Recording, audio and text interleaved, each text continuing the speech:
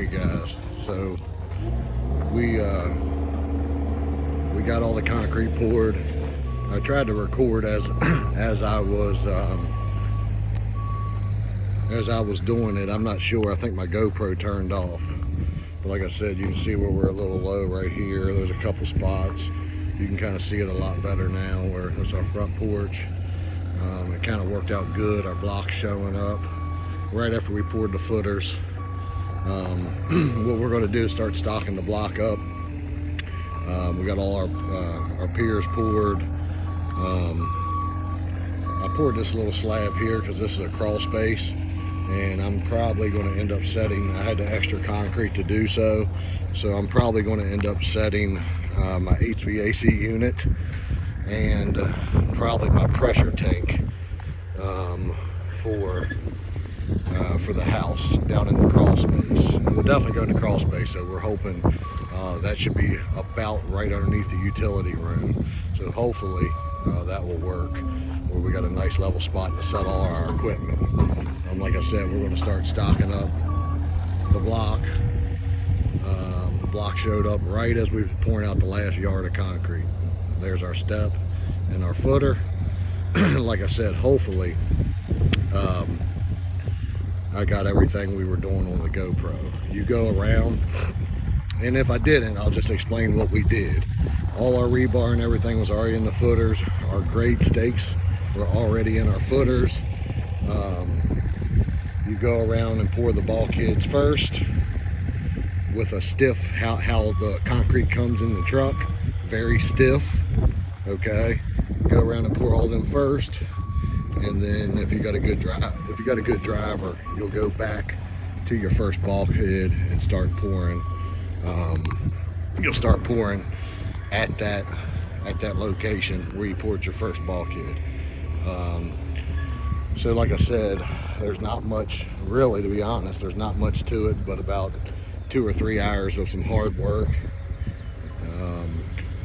I'll let these set. We got a deck job we're going to go start, and then this is Tuesday, and then probably Saturday I'll bring a crew here and I'm going to record that of laying the block.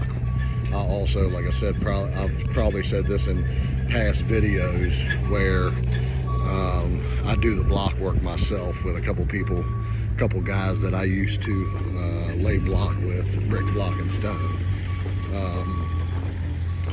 But like I said, it all looks pretty good. Since I lay the block, I try to do a little bit better job than what you would normally see. We'll go back through. I don't know if you can kind of see this, but we smoothed out the footers. I like a nice smooth footer. From what I can tell, we're within a quarter to I'd say a ½ inch all the way around. I don't think we're any worse than a ½ inch, and we're low if we're anything. I can make up for it in the block work without cutting block, and your block layers out there know what I'm talking about if you got to cut the block. That's something block layers hate to do, and you just try to stay away from that if you can. I can build up my ½ inch with my masonry mud, with my mortar. I can build all that up. So we went through, we poured the deepest part of the footer because our excavator got off here a little bit right here. I think it was like 3 inches, but all the figuring we did for the concrete, we had less than a yard left. So we did a pretty good job of figuring that up. And concrete being almost 200 bucks a yard, you want to be really close. And then that, like I said, that also enabled us to pour the pad right there to give us a little bit extra concrete. So, you know, everything's going good. We're about a week and a half into this build. Like I said, I have other projects that sometimes the spec home will take a back seat to the paying customers, but you try to stay on schedule as much as possible. Guys, I told you I would take you along the way of the build, and that's what I'm doing. I'm trying to take you along every step. Okay, we poured the footers ourselves. Really, if you do everything I said in the past videos and in this video, and then watch along, you should be able to do something like this yourself. Because if not, a concrete guy is going to come in here and probably charge you if I did this for somebody, this right here, to prep this, it took us about 4 hours to lay all the rebar, get it all ready for inspection. We passed our inspection, didn't have any problems with that. So we probably had about 4 or 5 hours prepping that at the most.